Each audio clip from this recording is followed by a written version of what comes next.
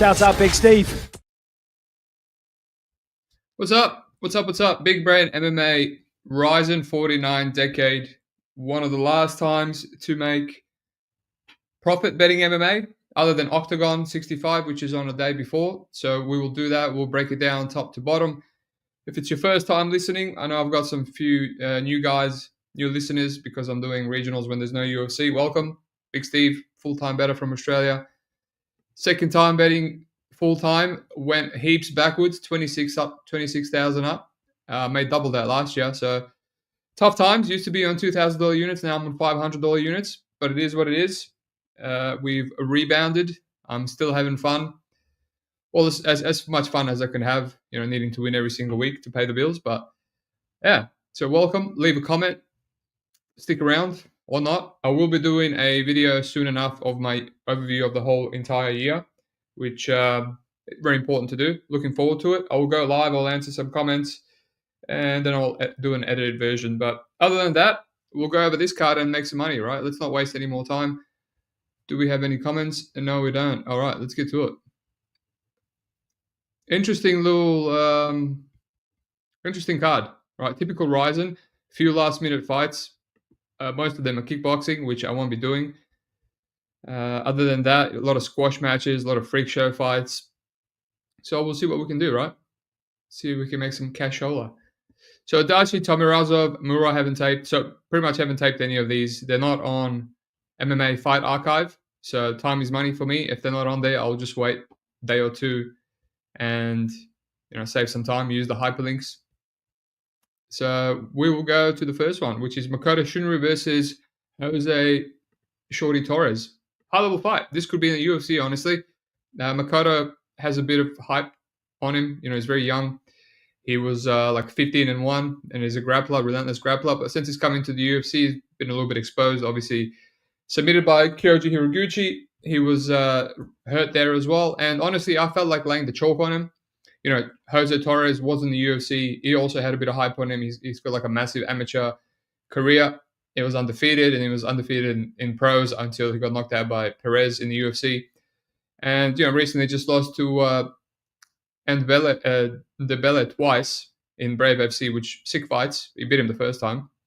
But yeah, he comes forward. He doesn't have too much power, but he's death via 1,000 cuts, constant pressure, good cardio, decent takedown defense. But he gives up a lot of moments, right? He gives up a lot of moments, and he just seems like a slim margin kind of fighter, right? And Bele in Brave was a lot more physical and athletic compared to him, and it just ended up being a levels fight. But in this one, I was going to lay the chalk on Shinryu. Didn't want to overthink it. I just thought, let's just find some good minus money locks, lock it in. But watching his last fight against Kenta Hayashi, a split decision in deep, and Kenta, he's always been in deep. He's a deep promotion guy, never been in a big promotion, and he just got hurt there, almost knocked out, and he went to split. I just feel like if Jose, who's never been submitted, can survive, this could be a sweaty fight. So at the moment, I'm not really interested in anything from a betting perspective. Could be a good live bet, but yeah, essentially, I think this could play out close. Just are you brave enough to play Shorty Torres? But never been submitted. Never been submitted, and he fought a bunch of grapplers. But he had a draw against this Sean Santella, I think it is, which is not the most impressive performance. And he got backpacked by Amir Albazi a couple of times, but he did beat him. So he has some good wins on his record. Yeah, my bald friend Dogfather, Jose back down fighting at flyweight. Yes, I'm excited about his debut in RIZIN. Shame he never went back to UFC. He's a good fighter. Very good fighter. I mean, not sure if he'll be in the ranking, but he's better than Matt Snell, I'll say that. Alrighty. Satoshi Kamiyama versus Ed Polo King. This is one of the first kind of freak show fights. Right, Ed Polo King making his debut in RIZIN. Pretty sure he's a striker. He's huge. He's 6'8", very shredded, abs. And he's quite athletic. He's not like lumbering. He's kind of like, has a bit of Johnny Walker about him. And Satoshi, Kayama, he's a decent sized underdog to this guy making a debut. It makes sense, Kayama has fought nobody. His wins are crap. His losses are like KOs. He was beating this Arado dude, and then he just got knocked out. He gassed and he just got knocked out. So, and then this Cody Jarabak dude that he beat, he's just another bum as well, like an old man bum. So it feels like they're setting up Ed Polo King to knock him out because it seems like it would be a striking fight. He's 23. There's not much footage of him. I found one fight, which is kind of like a special rules amateur fight. It's not even on his record. And he just knocked the guy out cold. It was just another fat dude. So, yeah, I guess Ed Polo King will pass. See how I feel. Maybe a parlay him. But, yeah, I've done this before in RIZIN. I've been burned on freak show fights. But let's move on. Tiger Kawabe, Genji Umeno. This is two kickboxers fighting in MMA, so I'm not really interested. My boy Dog said the favorite is a clear A side, so I'll take his word for it. Maybe a parlay him with a Polo King. Why not? I'm feeling not very sensible for the last card of the year, so we'll see. Koji Takeda versus Suguru Ni. A grappler versus striker fight. You know, it makes sense that Koji Takeda is the favorite. He's got the grappling upside. He's a suplex merchant. You know, very AP-like, quite hittable, but good hard way. Hasn't been knocked out much. I think one and only knockouts was against Tafik Musayev, who the guy's pretty high level, and took him till round 3 to do it. Went to a split decision against Gustavo Lopez, who hits hard as well. So, yeah, old mate Suguru Ni, 19-12, really sloppy record. Seems to be kill or be killed. Not only does he get taken down and submitted a lot by journeymen, he also gets dropped as well. So just a very glass cannon kind of guy. But he seems to crack a lot. There's a bit of air of volatility in this fight. But obviously, I think Takeda can take him down. I think he can submit him, maybe knock him out, depending how chinny he is. Takeda loves that Kimura trap / armbar Kimura sequence. So, yeah.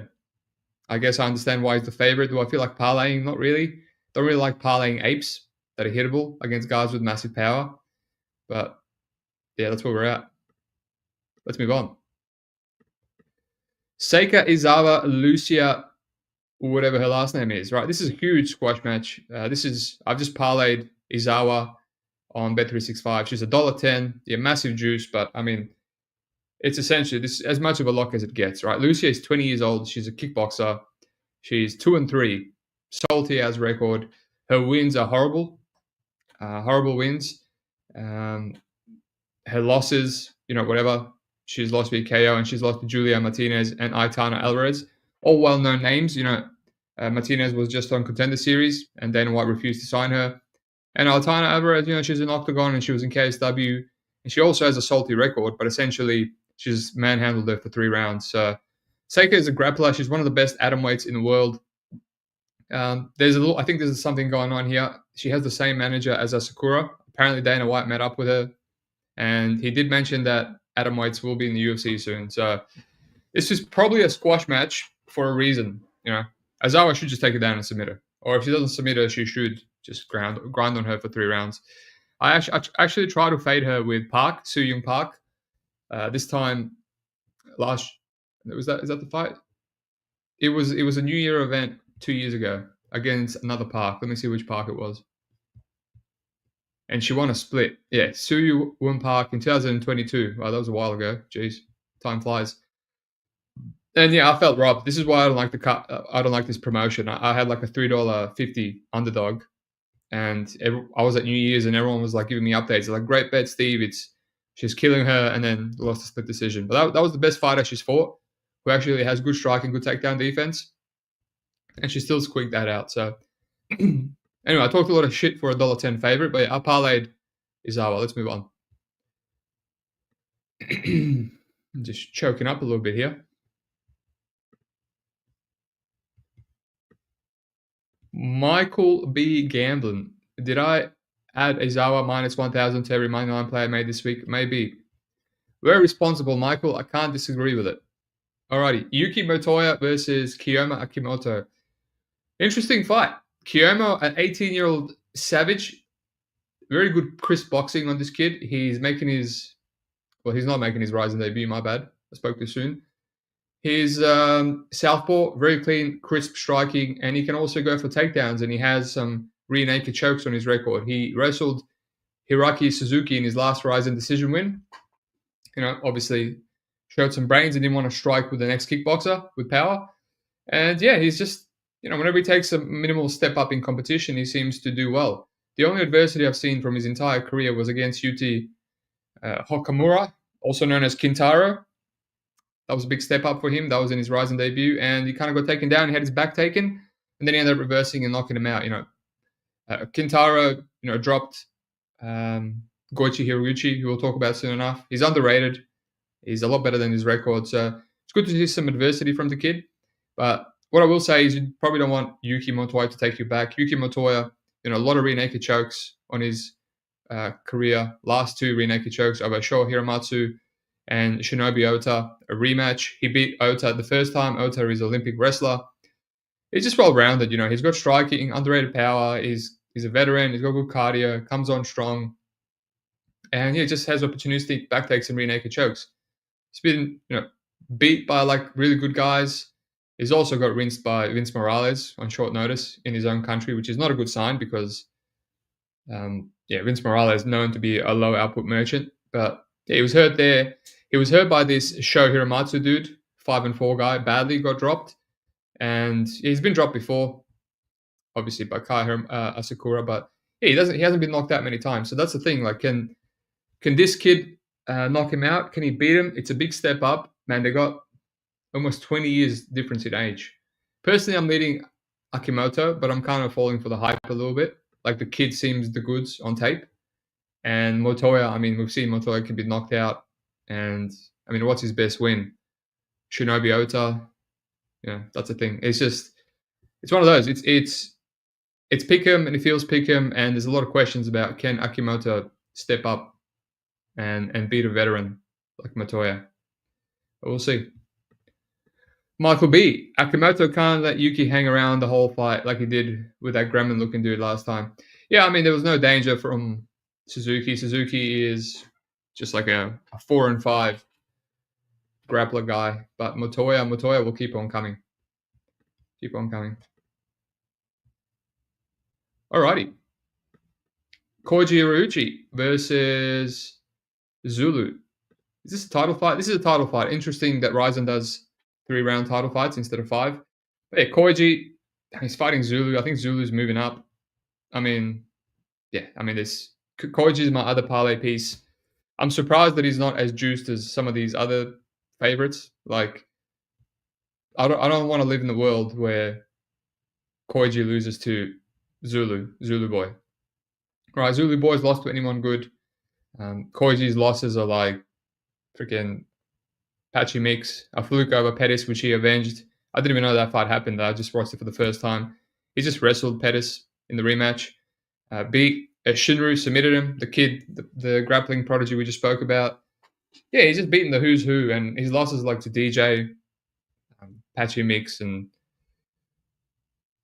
Pettis, and just really high-level guys. So Asakura knocked him out, and then he rematched him. So I just think Koji he can knock him out, he can grapple him, he can submit him, he can do whatever he wants. This is a squash. So I've just parlayed that with the chick. So let's move on. Yusuke Yachi, Taisei Sakuraba. This is the GOAT, Sakuraba's son. Very interesting, right? And he's making his MMA debut against the 41-fight veteran, Yusuke Yachi. That's just wild. Wouldn't you give this kid someone else? He's a judoka. Right, there's him with his dad. He's a black belt in judo. He's 26, so he's not even that young. He waited a long time to make his debut. And all you can find is footage of his quintet grappling. He did the quintet on Fight Pass or YouTube on Sakuraba's team versus RIZIN teams. And he's all right. He's not submitting everyone. He's going for legs. He has a knee bar. The other fight, grappling fight, he didn't really get a submission, so it was a draw. So they both got eliminated, which is what happens in quintet. But yeah, obviously he's a judoka. I don't know if his actual wrestling is good, like double leg wrestling, which judokas, they can't hit those. Not really ideal. And yeah, I don't know how he handles a punch. Yachi's always had power.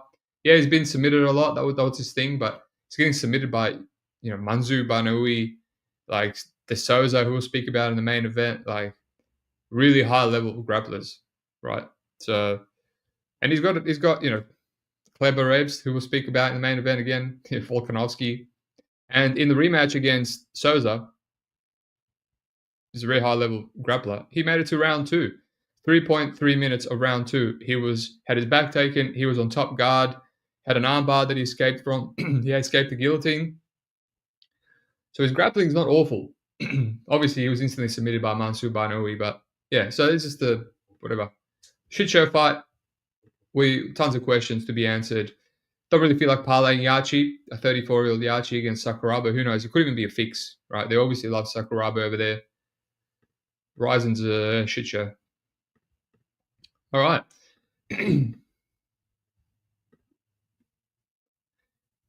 Ren Sugiyama, also known as Yaman, versus Karshyga Dautbek. So this one, I thought about making this my parlay piece, but I passed. Ultimately, Dautbek is like this beast that's from Kazakhstan that's knocking everyone out. And he's got a bit of a grappling background, but he doesn't really use it. Hasn't used it in a while. Right? Just loves to swing and bang. And Yaman is a kickboxer, and he's got a lot of power, and he loves to swing and bang himself. All right, so I bet him against Ren Hiromoto. 2 kickboxers. I thought there was a bit of value there as an underdog. And Ren just kind of shut him down, took him down himself. You know, Ren has his own salty record. Yeah, I didn't really get much value there. Ren actually hurt him a bit because obviously Sugiyama, Yaman has no defense whatsoever. So, yeah, I mean, it feels like a shootout. It feels like a shootout where if the Kazakhstani wants to take him down, he can. Ren has showed get-ups. I'll call him Yaman. He showed get-ups against the other Ren. And against Suzuki, but yeah, it feels like a shootout. I'll have to go deep to see what the Kazakhstani does. Does he actually practically grapple when he needs to, or is it just like every single fight is a shootout for him? But he has been knocked out 2 times, or 2 or 3 times in all his losses, so it's another reason why I passed. Yaman hits like a truck. Yeah, he's had a doctor stoppage and he's got a knockout back in 2015, so it's really hard to know what his chin's like. Unless I go super in depth. So leave that for later. There's almost 20 fights on this card now. Pardon me, really scratchy throat. Jesus. Alrighty, speaking of volatile fights, Mikio Ueda versus Tae In Kim. Ueda, a RIZIN mainstay. He's a karate guy, really athletic karate dude for a big boy. He's light on his feet and he just throws good kicks. He's been knocked out before, but then he's got a bunch of knockouts back to back to back, and knocked out Sudario as a huge underdog. Sudario is an ex-sumo guy, slash now a brawler slash well-rounded mixed martial artist with takedowns, and he knocked him out, caught him with a head kick slash knee as he was coming in to take him down. So he's obviously got some power, and his last one he lost to is just this like roided up Polish grappler, which means nothing, completely irrelevant. Tae In Kim making his debut. He's 31. He's a boxer. He is a boxer that's just knocked out every single person in like round 1 or round 2. All cans, absolutely all cans. Some of these guys are like just falling over. 13-second KOs, 25-second KOs. Like no adversity. Actually, I'm lying. He's been hurt in a couple of these fights. I don't know exactly which ones.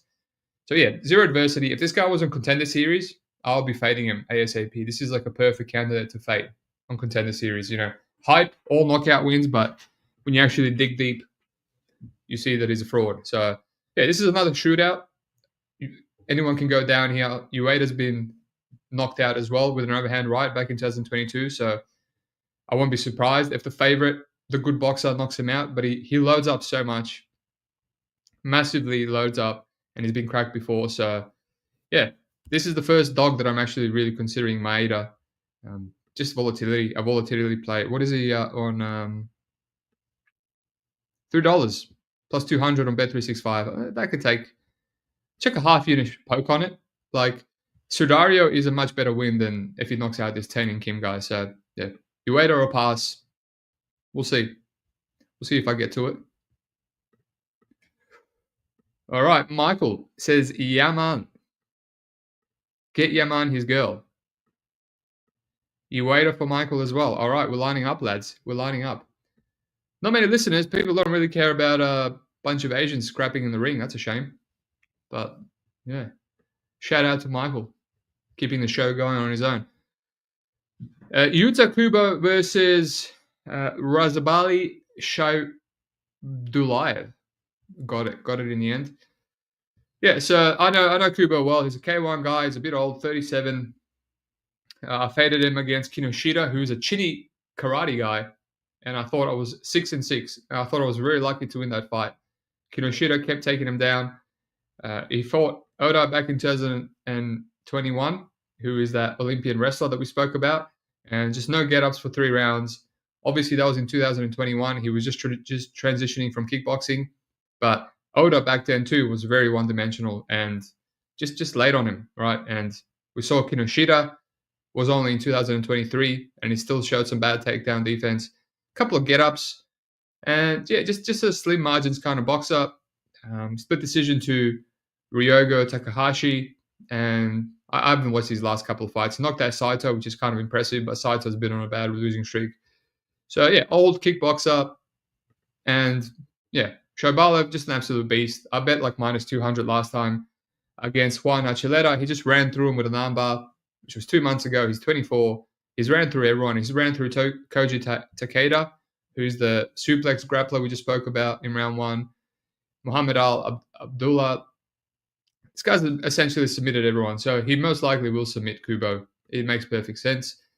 He's never lost in amateurs. So yeah, this is another one that I added. So this is my 3-leg parlay. It puts it just over -200, $1.56. Yeah, just basically looking for locks, man. Looking for people with minimum losing potential, unless it's an injury or DQ. So yeah, Shabulev should just take Kubo down and maul him. So Shabulev, Koji Hiroochi, who surprisingly has the best odds for a parlay piece, and Seika Izawa. Yeah, I got 1,000. I actually tipped it out to the Discord 1,500 to win 700 and something, but I actually added another unit to make it 2,000. I said if I have good reads, I'll do one full old unit, 2K. I gotta make some more money, but we'll see. You know, maybe I'll deep dive some of these parlay pieces, but I mean, yeah, not overthinking it. Alrighty, Robert Souza versus Vuga Karamov. A really, really high level fight. Another title fight. Great card to end the year, honestly. This and Octagon. So Souza was a champion. I don't know. Did he lose his belt to Patricky people? Doesn't matter. Who cares? Had a lot of hype. He was just running through dudes, and then obviously AJ McKee came over from Bellator and beat him via decision. I thought he was very unlucky not to win that fight. AJ McKee got his back taken in rounds 2 and 3. Obviously, it's scored as a whole, but if you're looking at those 3 rounds as a whole, you know, subjectively you could give Souza, you know, the whole fight based on what 5, 6, 7 minutes of backpacking. But yeah, AJ McKee, you know, very explosive, good grappler. He beat Spike Carlisle, you know, then Patricky people kind of shut him down and knocked him out with leg kicks, which is an awful look. And that's the bad people, the older, more washed one. And then he just knocked out Keito Nakamura and Luis Gustavo, which knocking out Gustavo was an impressive win. Gustavo, one of the better guys in RIZIN. So I guess he's improving his hands a bit. He's 35. His wrestling is not that bad, considering he's a jiu-jitsu guy. But yeah, very good rear naked chokes, very good arm bars, just inverted triangles, just super, super dangerous guy. And yeah, Karamov is the ex-featherweight champion. He lost his belt to Suzuki, who we'll speak about next in the main event. Extremely mean result. Yeah, he just took down Suzuki, and then he got kind of hurt with an up kick and then knocked out from the bottom. So very strange. I don't know what his chin is like. But other than that, he's just mauling everyone. Like really good single leg. Takes him down. He's got underrated power. He drops a lot of guys with his overhand right. Just gets to the back, and he has really opportunistic, really high level rear naked choke grip. Gets in behind the head. Really tight squeeze. So yeah, high level fight. 20-5 versus 17-3. Again, could be a UFC fight. Both these guys could do well in the UFC. Karamov is moving up though. He was the next featherweight champion, and now he's fighting Souza for the lightweight championship. So before that, I was kind of like, yeah, it makes sense that Karamov. Pardon me, it makes sense that. No wait, it did make sense why Souza was the favorite, and I was kind of looking into it. I was like, all right, Karamov has power. He can obviously take this guy down. Souza likes to pull guard. If he can just survive in top open guard, he'll look good value. But yeah, he's moving up now, and you know the only other time Karamov has lost, other than getting knocked out by Suzuki, was to Saito, a little bit ago, and that was just kind of like a very jammy decision where he got 2 yellow cards, I think, which I think each yellow card is a point deduction. He lost to Saito, or maybe it was one yellow card. Lost to Saito, and yeah, he still had his back and took him down in every round. And yeah, very, very unfortunate to lose that fight. But other than that, he doesn't have any losses to 2014, 2013, and 2012 to Oleg Borisov, who's an ACA ex-champion. So, and he's never been submitted. So it's another fight, high-level fight. Can't wait to watch it. But there's so many questions, I don't know what to force here, or I should say I don't want to force anything and just give away my lock parlay profits. I'm looking to get $1,000 off that parlay now, and hopefully minimum sweat. So I had a great play on KSW Wako, to win almost $1,000, and then I just donated all the profits to $500 on Kexel and $500 on Debian. So try not to do that. Try and actually finish the year with a bang. But yeah, high level fight. Looking forward to it. I know my boy Dogfather is leaning Souza. I kind of feel the same way. I kind of feel like Souza can just get the back, even if he's getting laid on by Karamov. He can hit triangles and seems to have some power now as well. But yeah, obviously has the size advantage. Interesting. 6 Hound, welcome, my friend. The Gustavo win was pretty fluky. I'm still salty about it. Yeah, I was actually close to fading Souza with both Nakamura and Gustavo, and I didn't. And thank God, because just round 1 KOs would have been quite tilting.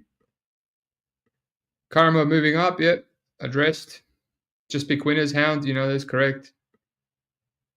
Rigged. I don't know if it's rigged, man. Have to fade BJJ. I mean, there's levels to BJJ. Like, would you fade? I don't know. I forgot. Yeah, so is BJJ. It's like very hard to fade. The guy's elite. All right, let's move on to the main event. Not even half an hour. The way I like it. Suzuki versus Kleber Koik Herbst. So this is a rematch. They fought before. Short notice. Herbst missed by a lot. So it was one of those fights where if Herbst won, it was a no contest because of his huge weight miss. And if Suzuki won, he would have got the belt. So Herbst kind of just took him down and had his way with him and hit an armbar from Mount and easily ran through him. So that was a year and 5 months ago. Obviously, Suzuki is very young. He's a kickboxer by trade. Huge power. As I mentioned, he knocked out Karamov, from the bottom. And since then, he knocked out Kanahara, 7 months ago. Kanahara is a mutual opponent from both. He recently just beat Herbst, right, 1 year ago. So surprisingly, Herbst is still a favorite. And he just took a lot of action as well on Bet365. He's close to minus 200, which is interesting. I know a lot of people talking about Suzuki, but ultimately I feel like if you're betting Suzuki, you're betting on his KO, which is kind of like what's been his MO. But he was very patient in the last fight against Kanahara. And yeah, just has a lot of power, 25. We really saw nothing from him against Pitbull, Karamov, Kanahara, or even against Herbst, right? Because they're all round 1 knockouts or submissions. So it's like, how good is this kid actually? Can he go 3 rounds?